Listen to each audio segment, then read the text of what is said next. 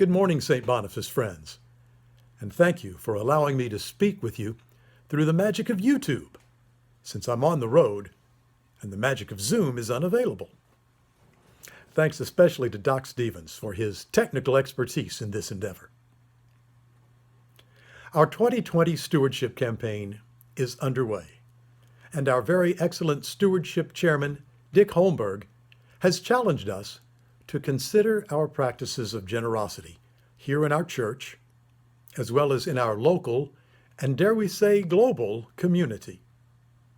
Dick has thrown caution to the wind and invited me to say a few words with regard to how the example of others has affected my practice of generosity and giving. First and foremost, as the saying goes, St. Boniface parishioners have a long history of warmth and hospitality. When Molly and I first showed up at the old church downtown almost 30 years ago, we were welcomed and greeted like long-awaited guests of honor. Many of you are still here, and that contagious spirit still thrives. You just can't help but notice how when a visitor arrives, a veritable legion of y'all leap up to meet and greet. Jesus said, "Welcome the stranger," and this parish takes him at his word.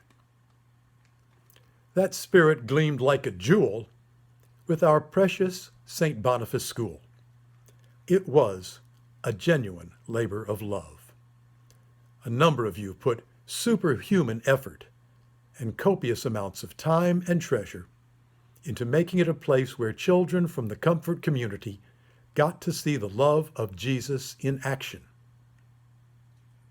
From the parishioners who conceived the idea, to those who lovingly carried it through, to the teachers and the parishioner volunteers who read stories and passed out pizza, baked pies, and attended the unforgettable lion and lamb circus performances, the children were nourished and bathed in a living example of the joy of Jesus.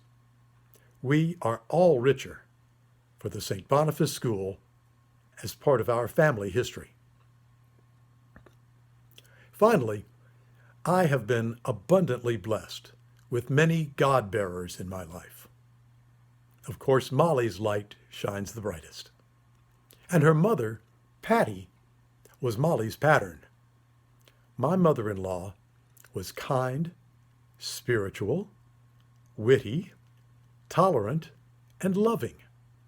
She never had a bad word for anyone, not even me. Naturally, there have been teachers, religious and secular, and dear friends in Christ. However, I have to cite one friend who seemingly unwittingly demonstrates the true presence of Christ here on earth. I've known him for nearly 40 years. We work in related fields. His company is not glitzy or slick, but among his clients are some of San Antonio's biggest businesses, banks, and agencies.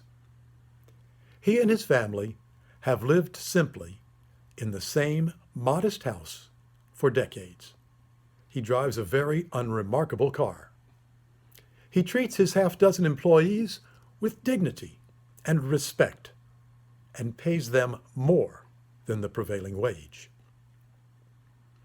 My friend and I get together every month for lunch at a small restaurant to talk about business, the state of the universe, and our families. One cold December day, as we were finishing our lunch, the server brought our checks. I was figuring out the appropriate tip in my head and on my fingers, while my friend just tossed down his payment with what I considered a pretty large tip. I commented to that point, and he said, "It's a cold, rainy day. Christmas is coming up.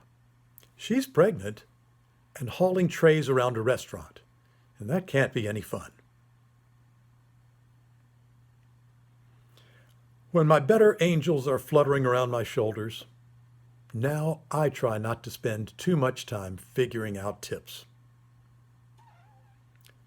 Let me conclude by saying that my friend is not a practicing Christian. His family does not attend church. What he does is practice decency and humility and generosity to the stranger. I don't think there's much better evidence that Jesus can be found right here among us. Thank you very much, and God bless us all.